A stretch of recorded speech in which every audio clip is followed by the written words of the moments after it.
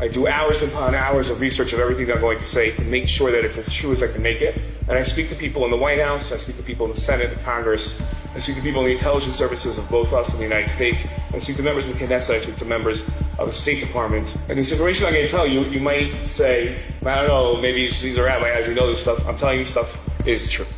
In the middle of September 2024, we watched the greatest intelligence operation unfold. And a 27-year-old analyst, she sat behind a desk, and she's going through the data from the war after the war, and she's seeing the pictures of the bodies of the Hezbollah fighters that are coming in, and she notices that each of them, on their chest, above their hearts, wears a walkie-talkie. And she goes to her boss at the time, who was the division head, and she says to Yessica, she says, how great would it be if we could put a bomb inside each of those walkie-talkies? Thousands of Hezbollah fighters. You just push a button, and they all have an explosive charge go over their hearts and kill them. Just drop dead right there. Most of our lives, when we suggest ideas to our bosses or to our teachers or to our administrators, and they're out of whack and they're not possible to be done, we're told that's not possible. And Mossad's ethos are different. It's a challenge. Okay, figure out how you're going to do it. So she created a shell company in Germany, which worked with a small company in Taiwan, which provided communications equipment to companies all over the world. They had a great online business. Thinky little store in Taiwan, but great online business. And the next time Hezbollah came around ordering walkie-talkies, this partnership, this shell company in Germany interrupted the supply chain and injected a little C4 into every single one of those walkie-talkies with a remote detonating device. Thousands of Hezbollah fighters wore them for 10 years. It's a little bomb on their chest that they were unaware of. Nasrallah Mashimov, the head of Hezbollah, at a certain point after 10 years, got paranoid about Israel eavesdropping on him and figured they were doing so through the walkie-talkies. And he ordered that Israel, being a high-tech country, Hezbollah would have to go low-tech to make sure that Israel could not interfere with their communications. So the most low-tech thing he could think of was a pager. No one had seen a pager for 15 years. You cannot go online and buy 20 pagers. You can't find them on eBay. Nobody has 20 pagers, let alone 5,000.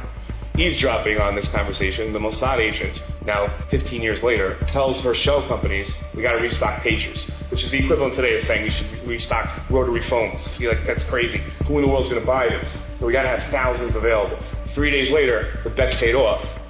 A request comes in for 5,000 pagers. We're all too happy to supply those pagers with a little C4 and a detonating device inside of them. And Hezbollah fighters are walking around on their waist with these pagers. After October 7th, Nasrallah sees what Yahya Sinwar Yamashimo was doing with his communications, and he had switched to no digital communications to make sure that Israel could not eavesdrop and was passing messages through the tunnels. And Nasrallah says, that's what we have to do. We have to do that. Nasrallah orders in 3 days' time for everybody to take their pagers, put them up in the closet next to the walkie-talkies, and they're going to go through handheld communications. Israel hears this and comes to Prime Minister Netanyahu and says, listen, you don't have to blow them all up, but if you don't do it now, it's never going to happen. They're never going to have these pagers. This is our only opportunity. It's use it or lose it time. Prime Minister Netanyahu orders on a Tuesday at 2:30 p.m. One page goes out to all the members of Hezbollah that have these pagers. It's over 5,000 people. Hold the pager up against like as close as possible to your eyes. Push 2 buttons simultaneously, and the classified message will appear. The reason Israel was doing that was to get it as close as possible to their brains. Not everybody, if you remember the famous video of the bomb that went off in the grocery store, not everybody answered the page. Israel blew up all the pagers. Only 42 people were killed by them, but over 3,000 fighters were taken off the battlefield that day, injured beyond the ability to fight ever again. How many Israeli soldiers were in operation on that battle? 0. The next day, you got to imagine that night, as one intelligence officer told me, he said, it's not that nobody else has ever done something like that before, it's that it's beyond the imagination of any intelligence service to even put something like that into play. They come back the next day to the Mossad headquarters. When they turn on the live stream from their drones and of the Lebanese news and see at the funerals that Nasrallah has ordered the remaining fighters to put the walkie-talkies on so that he could communicate with them, you got to imagine that was the Hava Nagila moment where they all start dancing and looking for the old detonator. And they blew it up. And 25 more fighters died on the spot. I was watching the funerals and saw the bombs going off and wondering to myself, the world is blowing up Hezbollah funerals. It was us. Tuesday afternoon, the first wave goes. Wednesday afternoon, the second wave goes. Thursday was the greatest of the days, because Thursday, Nasrallah ordered that the 20 remaining commanders, high-ranking people within the Hezbollah organization, do not use any form of technology, but rather get together in person at a certain apartment. 3 F-15s took off from Ramat David Air Force Base and planted 3 missiles straight through a window into their meeting and took out the 20 commanders. Tuesday, Wednesday, Thursday, Hezbollah is no longer a threat to the state of Israel, to the Jewish people. How many soldiers did we lose? Out of the pages of Tanakh, 0. Now that Hezbollah is gone, attention focuses on Syria. Syria's been going through a civil war for the last 10 years. Assad, who is the head of Syria, Assad was protected by Hezbollah and by the Syrian army. Hezbollah is no longer protecting him. And a true Russia, a man named al-Sha'ara, who is now the president of Syria with a $10 million bounty on his head from the United States, realizes this is his chance and orders his troops in. The hardest Israel ever fought was December 8th and 9th of last year, and most Israelis, most people in Israel, have no idea it happened. On December 8th and December 9th, as al-Sha'ara's forces came into Syria, everybody in the Kiryat, our Pentagon in Tel Aviv, realized, take out all the Syrian files, every attack plan. It's absolute chaos there, and put them all into play right now. 350 planes go off on 350 missions. That, over the course of 48 hours, we bombed every single Syrian Air Force jet, none remained. We bombed every single Syrian Navy boat, none remained. We killed every single general and assassinated them, none remained. We killed every single nuclear scientist working on their nuclear weapons program, none remained. We killed every single chemical scientist working on Syria's chemical weapons, which they had and don't remain anymore, and they don't remain anymore. We killed everybody, took southern Syria for ourselves as a buffer zone. And how many soldiers fell in those battles as we raced across Syria, bombing them and assassinating their people? 0. Out of the pages of Tanakh, we did not lose 1 soldier in Syria. With Hezbollah and Syria out of the picture, Iran is left vulnerable. An F-35 fighter jet costs $235 million each. And for every hour that it's in the air, it requires 8 hours of maintenance. The United States Air Force, at any given time, its planes are in 51% readiness. That means they need double the amount of planes to fight a war, because 50% of the planes are always under maintenance. That's acceptable numbers for mechanical engineering for airplanes. That's how it works. When Prime Minister Netanyahu plans the attack on Iran, he's going to fly 200 planes, 4 hours, 2,000 kilometers to Iran, and then 2,000 back, another 4 hours. An hour over the air avoiding anti-aircraft fire.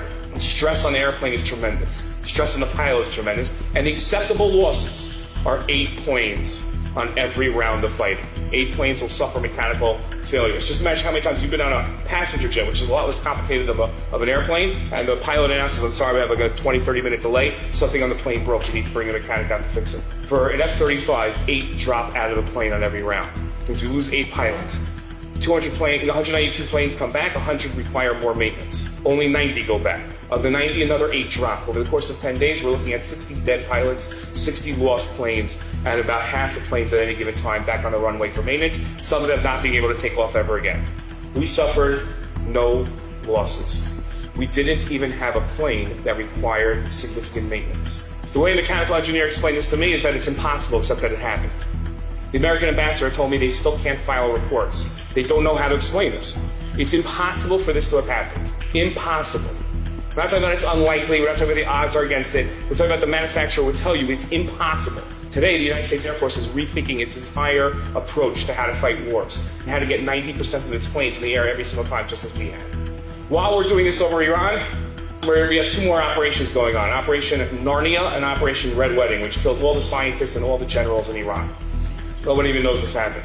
We had soldiers everywhere. We had a base in Iran for years producing drones. In Iran, we had soldiers. It's amazing to think about how we did this. How many soldiers did we lose in the attacks on Iran? 0. The news put out a story, the Israeli news, because it's censored, that most of the missiles that came in from Iran were blown up by Iron Dome, by David Sling, or by Arrow. It's not true. They landed. And they landed hard. Our office, Nefesh B'Nefesh, we had a missile land across the street from us in Tel Aviv. Our office was out of commission for 2 months and needed 2 months worth of renovations. That's how hard these missiles hit. A missile hit a 30-story building in Tel Aviv where American military personnel stay. Half the building came down. Not one person went to the hospital. American engineers from the State Department went out the next day to look at it and said it's impossible. Soroka Hospital. The director of Soroka Hospital looked at one of its 8 buildings and saw it and said, if the missile hits this building, I don't know why he wasn't concerned about all the others, this will be bad. Empty the building. The next day it took a direct hit. Nobody was hurt. Not killed, nobody was hurt, because nobody was in the building. In Yerushalayim, this is going to scare some people, we have a funeral home called Shamgar. Shamgar also stores dead bodies.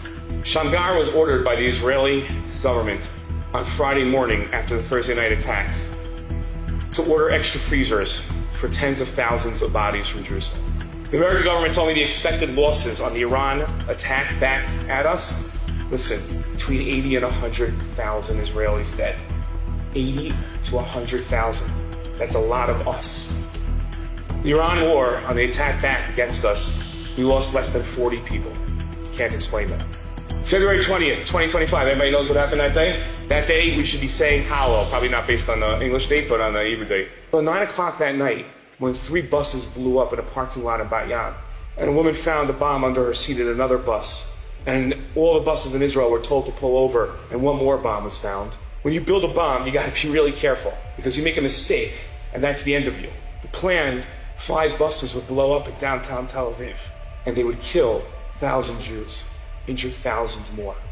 Can you imagine another October 7th? But they made a mistake, an inexplainable mistake. Make it once, I can understand, but they made it 5 times in a row. And they set the bombs for instead of 9 a.m. for 9 p.m. So when they blew up, nobody was injured. Inexplainable. The last story I'm going to share with you, that they found Sinwar's plans. Yahya Sinwar was the head of Hamas, and they found his plans. And the plans were for the October 7th attack not to be on October 7th, but to be a coordinated attack. And listen very carefully to this. The coordinated attack was supposed to be Hamas doing what it did, Hezbollah firing 50 to 100,000 rockets at northern Israel and coming across the border, and Iran firing its ballistic missiles at us. Palestinians in Yehuda Shomron would have rebelled, would have gone town to town murdering. We would have had, at best, millions of dead Jews and still had our country. That's best case scenario. Expected scenario from that plan is there's no state of Israel. There's millions of dead Jews and millions of Jews being held hostage. What happens after that? Our nightmares can't fathom. For reasons we'll never know, Sinwar jumped the gun and went early without telling Hezbollah and Iran. And what should have been the end of us turned out to be an amazing Yeshua, an amazing salvation. Every single thing that we've had, every salvation, whether it's Hanukkah, Jews in Mitzrayim, Jews were killed. And we lost people. In modern times, the Yom Kippur War victory, the 6-Day War, 1948, we lost 1% of the Jewish people in Israel. There's always loss, but there's also tremendous Yeshua. What we've experienced the last 2 years, we can't fathom it because we're in it. It's hard for us to see it. But we've experienced the greatest miracles that we've seen in centuries. Ask yourself of the stories that I've told you tonight. If the Chashmonaim would come back in time and they would hear this talk tonight, would they not say, we're jealous of you? We took out 1 army. You took out 7. We had losses. You had very few to none in many of your wars. We can't see it. We're in it, but it's there, right in front of our face. Bizman hazeh are the tremendous miracles and Nisim of Ashkafa that we've had over the last 2 years. If it wasn't us, we should be saying Hallel every single day. We should wake up and say, I'm Zochet to live at this time. Our grandchildren will look back at this time and they will ask us, how amazing was it to live at this time? And we're going to have to answer, you had to be there to see it.